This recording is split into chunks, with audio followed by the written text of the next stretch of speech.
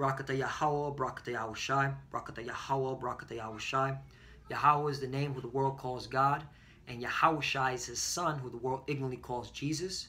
I want to give double honors to the apostles of Great Millstone who rule well and taught me this truth, and salutation to the Akim out there pushing this truth as sincerity throughout the four corners of the earth and risking their life to do so for Yahweh B'Shem Yahushai's sake. I'm Brother Samak from the GMS Miami camp, and in today's lesson, the trending topic, am I a black Hebrew Israelite? All right, because you have scoffers out there, people like Vocab Malone, people like James the Edomite White, who want to use that term, black Hebrew Israelite, all right, to identify us, which is incorrect. In fact, it's derogatory, it's offensive, all right, it's very disrespectful, okay? So I'm going to bring out a couple of scriptures, all right, and some articles that I have, all right, to prove that, hey, not every Hebrew Israelite is going to look like Wesley Snipes, Morgan Freeman, all right, Denzel Washington, all right, to name a few, all right. They're going to have different skin tones of brown, or they're going to look like the heathens, man, all right, whether they look like so-called white people, so-called Chinese people, all right, so-called Africans, okay, because, all right, this is what happens, okay, this is what's part of the curses when we broke the law, statutes, commandments, all right, and Yahweh B'Shem Yahushai said this was going to happen, all right. So now let me get into the book of Hosea, chapter 7, verse 8. Ephraim, he had mixed himself among the people. Ephraim is a cake not turned. Exactly, man. So Ephraim, which represents the northern kingdom, you so-called Hispanics and Native Americans, as well as a confusion of faces, all right? All right, we have mingled ourselves among our people. That's why we're cake on turn. If you look at me, I'm not dark, okay? I'm what they would call light skin, all right? In fact, if you look at my arm, okay, on one side is darker than the other side, which is a lot lighter, all right? So, hey, that's part of what happens when we mingled ourselves among the people, all right? And the Lord got very angry because of it, all right? Let me go to the book of Psalms, chapter 106.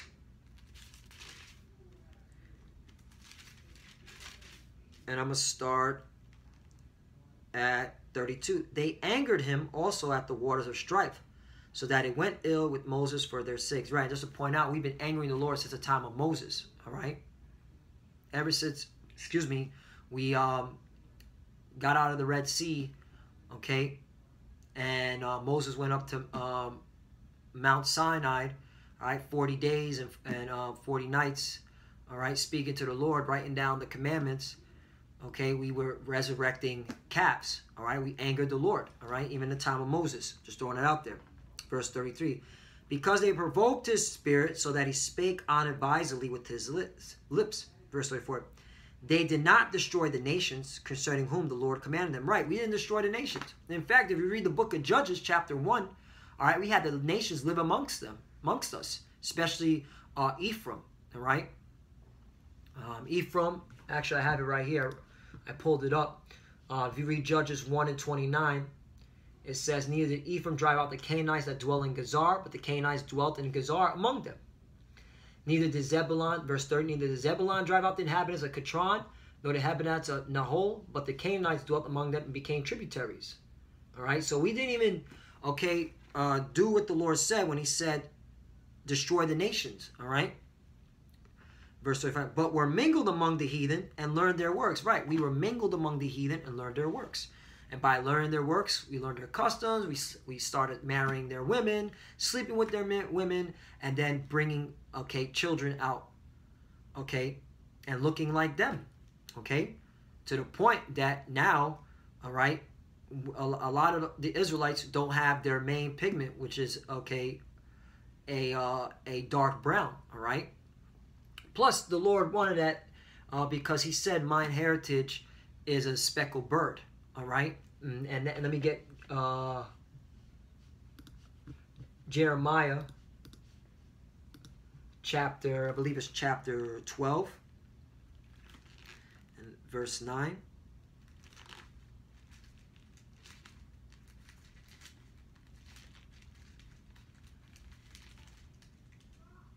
Salakia. It's pulling out right now. It's the book of Jeremiah, chapter 12, verse 9. Mine heritage is unto me as a speckled bird. The birds around about are against her. Come ye assemble, all the beasts of the field come to devour. Right? The point is, my heritage is unto me as a speckled bird. Right? Because the Lord likes flavor. Okay? So, hey, we're going to be different shades of brown. But the point is that we mingle ourselves among the heathen. And so we look, some of us look like the heathen. All right? Let me get over now back to Hosea chapter. So we're not black. Once again, am I a black Hebrew Israelite? All right. Book of Hosea chapter 7, verse 9. Strangers have devoured his strength, and he knoweth it not. Yea, great hairs are here, and there upon him, yet he knoweth it not. Now who are the strangers? Hosea chapter 8, verse 7. For they have sown the wind, and they shall reap the whirlwind. It have no stalk, the bud shall yield no meal. If so be it yield, the stranger shall swallow it up. Verse 8. Israel is swallowed up, now shall they be among the Gentiles, as a vessel wherein is no pleasure. Right. So we mingled ourselves among the heathen. We didn't even drive out the heathen. We didn't destroy the heathen. We ended up marrying the heathen, following the heathen's customs, following the heathen's, idols, all right, that we were swallowed up, and that we now,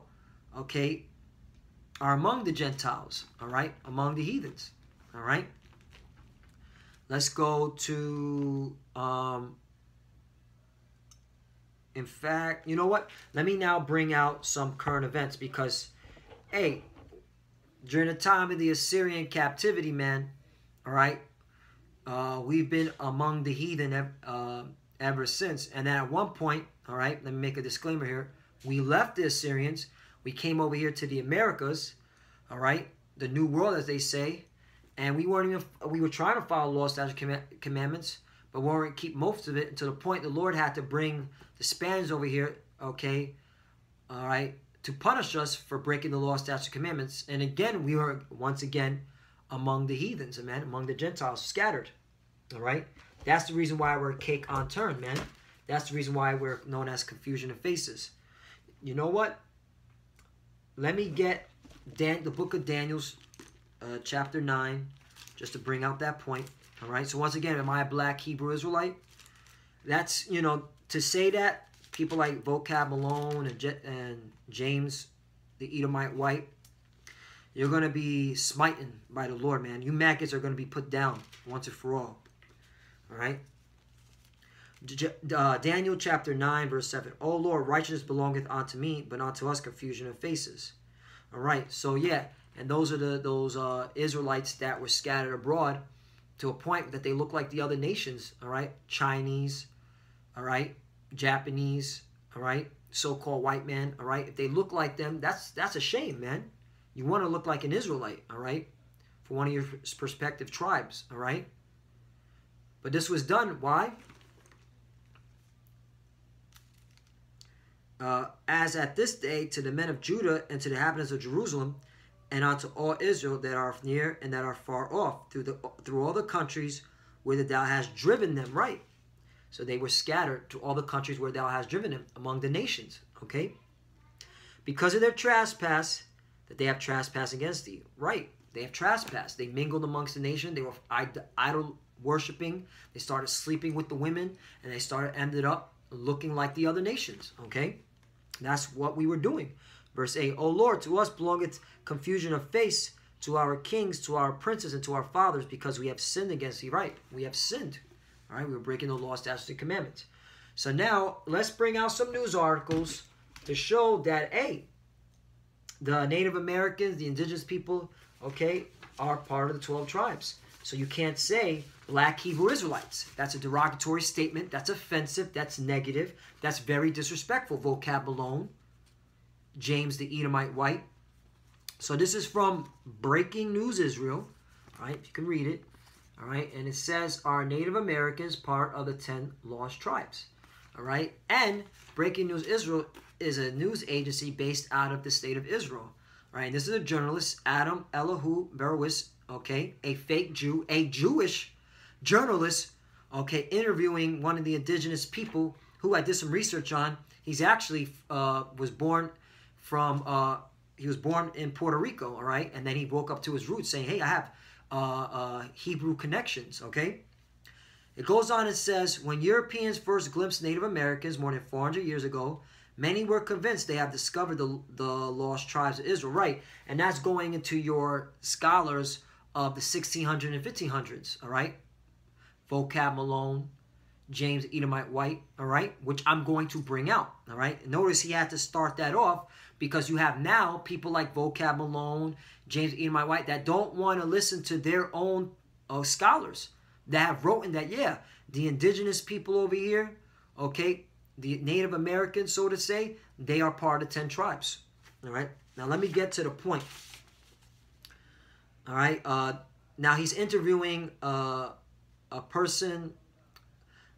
He's an Ephraimite, but he goes by his tribe.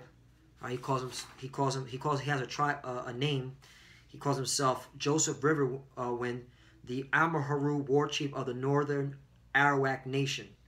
All right, and he represents the indigenous people of South American Caribbeans. All right, that's what that's what he claims to be, a North Arawak Nation, which he's going off because he needs to understand that you're from the tribe of Ephraim.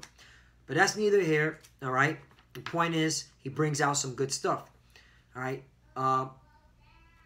he brings out that though the eerie etymological similarities may be coincidental, archetypal themes also connect the spirituality of Native Americans to the Bible. Chief Riverwind told Choctaw's story about how the Creator came to a man called Noah and told him the world would be covered with water. The man was told to make a great raft to save mankind. The stories come from oral traditions which date to pre-Columbian times. Right. So he's reciting the time of Noah. That's what the indigenous people were speaking of, but it was oral, all right? So you can't say black Hebrew Israelite, all right? Am I a black Hebrew Israelite? This is what the indigenous people were saying, all right? The Taino, the Narawaks, so-called, living in North America, Central, South America. All right, it goes on and says, all right, this transoceanic culture connection goes against most scientific theories. Right, it's a theory. It's not a fact, it's just a theory. About the origins of the Native Americans. Most anthropologists theorize that the Native Americans are descended from Siberian Mongolians who migrated to North America via Bering Strait, a 50-mile wide gap that separates Alaska from Russia, which is a lie, all right? Because where is that account, all right, amongst the other nations, all right, within the Near East, Asia, Africa, okay, taking that walk, okay? When did they do that walk? Where is the writings on that, all right? That's how you know this is all lies. Chief Riverwind told Breaking Israel News that the Native Americans tell a very different story. Quote, some Anishinaabe, the Chippewa, believe they are from the tribe of Ephraim. I didn't write this, okay? This is a Jewish journalist reporting what, okay, Chief Riverwind is expounding on, okay, what he's hearing from the indigenous people on this side of the Americas. The Chippewa believe they are from the tribe of Ephraim. Chief Riverwind explained Anishinaabe is amazing, similar to Hebrew words, Anishinaabe, people of the prophet. They lived on the coast, but their legends say that before that, they came from across the great waters. We have cave drawings of these ships that are very similar to drawings of Phoenician ships in history books. Now, what are they talking about? They're talking about the account, okay, of when the 10 tribes left the Assyrian captivity into a land where no mankind dwelt, which is what I'm going to bring about. So you're having, okay, this Chippewa who believed it from the tribe of Ephraim reciting, okay, a legend that they went across a great water, and they have cave drawings of these ships that are very similar to the drawings of Phoenician ships in history books, all right? So now let's get to that account, all right? Because, hey, Vocab Malone, all right? What do you have to say about this? All right? So am I a black Hebrew Israelite? All right? Yo, you're going to be, the Lord's going to destroy you, all right? Real soon. 2nd Esdras chapter 13, verse 40. Those are the 10 tribes which were carried away prisoners out of their own land in the time of Hosea the king, whom Salamaster, the king of Syria, led away captive. Yeah, you can go to 2 Kings chapter 17, verse 3. It tells you that account. And he carried them over the waters, and so came they into another land. All right? So we went into captivity when the Assyrians conquered us. All right? All right? This is history. All right? You can't refute history. All right? Verse 41. While they took this counsel among themselves, that they would leave the multitude of the heathen, all right, which they were mingled with, all right, and go forth into further country where never mankind dwelt. So that can't be talking about the Middle East, Africa, Asia, all right. That's talking about the Americas, all right, the New World, all right, as they like to say. Verse 42, that they might there keep their statutes, which they never kept in their own land. Right. Because we didn't keep the statutes, the law, statutes, commandments in our homeland. So the Lord had made sure that the Assyrians, okay, took us down, all right, and we went into captivity. Then we left and saying, hey, we're going to try and make an attempt to keep the law, statutes, commandments in the New World, which we didn't, because guess what? The conquistadors came, all right, and took us down and punished us because we weren't keeping the laws fully. Verse 43. And they entered into Euphrates by the narrow passages of the river. Verse 44, here's the point. For the Most High then showed signs of them, and they held still the flood till they were passed over, right? That's what they're talking about. That's what this the Chippewa believed, all right, that they came across the great waters, all right. Verse 45, excuse me. For through that country there was a great way to go, namely of a year and a half, and the same region is called Arzareth. A year and a half on ships? Come on, man. That's talking about, okay, the northern kingdom, all right, Ephraim, okay, starting with the tribe of Ephraim, all right, coming over here to the New World, all right, trying to keep the law, statutes, commandments, which we didn't, all right. So that's why we came over here. And the breaking news, all right, reported this, all right. So, and Arzareth, let's get to that. Arzareth, all right, this is from the Jewish Encyclopedia.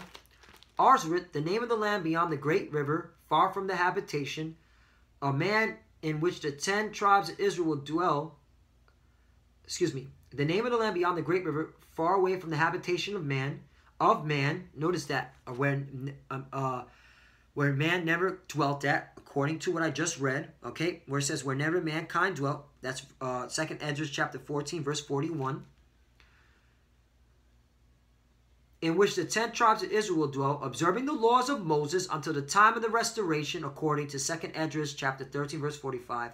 Columbus identified America with this land. This is from the Jewish Encyclopedia. So try to refute that. Vocab Malone, you idiot. All right? Try to refute that. All right? That's why the Lord is going, okay, to break you down. All right? The Lord is going to torment you in these last days, man. All right? You're probably going to eat your children if you have any children, or eat your girlfriend or whatever. All right? If you have one. All right? Now, let me go. All right? When the economy melts down and there's no food and water in the stores. So now, let me go to... Actually, you know what? Let me finish this up because he makes another good point in this article. All right? Because now they talk about the Decalogue stone. They also talk about the Decalogue stone, which is in New Mexico, an 80-ton boulder, all right, which has the 10 Commandments. It's inscribed in ancient Paleo-Hebrew. The Newark holy stones are artifacts, all right, which is discovered in 1860 with a cluster of ancient Indian burial mounds near Newark, Ohio, all right. But here's what's key right here. It says many of these artifacts are discounted as hoaxes based on circumstantial evidence, right? Because once again, a lot of you so-called white people, you Edomites, man, you don't want to acknowledge the truth that we're the chosen people, all right? That's why you have maggots like Vocab Malone out here, all right, causing nothing but confusion, all right? Being, just ranting on, going to the brothers' camps going, just ranting, man, spewing out nonsense. The improbability of existence and what it implies. Despite strong collaborating empirical proof of their validity, Chief Riverwind attributes this simply to ethnocentric tendencies, right? And I looked up that word, ethnocentric tendencies, all right, because this is exactly what Vocab Malone and James Edomite are doing. It says evaluating other people's cultures according to the standards of one's own culture, all right? So you're using your own culture, your own standard culture to try to evaluate our culture, all right, which is wrong, all right? And that's why the Lord's going to destroy maggots like you, all right? Because we have a right to self-determination, all right? We are the chosen people, okay? Yahweh B'Shem Shai is our power, okay? So now, let's go to Psalm 64, because now we're going to get into some of your scholars over here, because this is about to get a little interesting. All right. So once again, am I a black Hebrew Israelite? Psalm 64 verse 8. So they shall make their own tongue to fall upon themselves. All that see them shall flee away. Right. So now we're going to bring out your scholars. Okay. All right. Because this ethnocentric, all right, doesn't apply anymore, man. All right. Because the scholars of 400 years ago, that your ancestors, all right, Vocab Malone, said something different, okay? And ethnocentric, that's a new word. That's a new term, okay? That they started using, according to the dictionary I looked up. They said it started using it in 1950s, all right? Let's go to PBS, all right? And it says right here, where are the 10 lost tribes? This is PBS. This is your news media. Balanced opportunity and fortune awaited Columbus and his crew as they set out on their voyage in 1492. The lands they discovered promised a new and better world.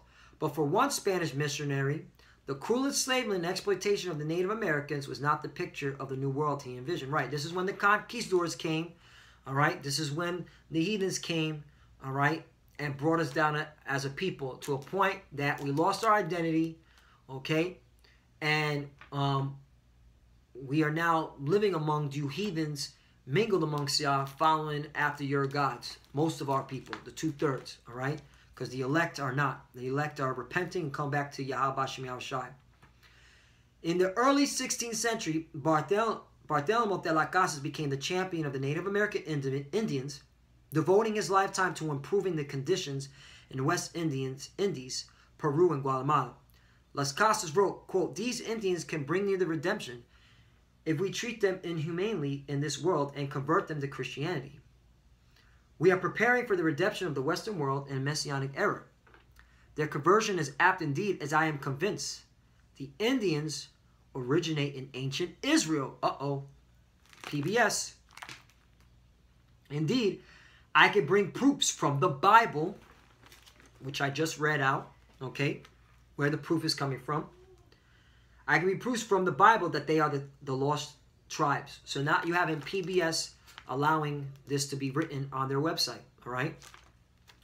And this is Bartholomew de las Casas, all right? He was a missionary, a priest missionary, okay, in the 16th century, all right, saying this. We have another count, excuse me. I got a lot to, bring out. Try to make this quick as possible. Salakio. Hey, Vocab Malone, you're an idiot, man. And you're just a scoffer. More likely you're an agent. And guess what? You have no truth. You have no validity. Your foundation is broken down, all right? You're a scumbag, and that's it. We're going to continue on. The associations of the Indians with the lost tribes was heard again and again. The report by Portuguese traveler Antonio Montezinos, some 120 years later, aroused remarkable interest. "It was a thrilling journey I took in South America. Now that I'm back in Amsterdam, I must share with you some incredible news. There is a Jewish Indian tribe living beyond the mountain passes of the Andes, Indy. I myself heard from them recite the Shema, the expression of Jewish faith, and saw them observe the Jewish rituals. Right, this is another eyewitness, all right? Antonio Montezino, okay, a Portuguese, recounting the same thing, that these indigenous people of native Indian descent, so-called, all right, are the 12 tribes, are part of the 12 tribes, all right? So now, let me bring out another book that talks about Antonio Montezino, all right? This is from The Lost Tribes and Promised Land. Ronald Sanders, a lot of brothers, a lot of the elders bring this book out to, okay, bring out the point. This is from A Lost Tribe Discovered in New York, page 363. Upon his return to Cartagena, the Judaizing Montezinos have found himself accused by the Inquisition and put in prison.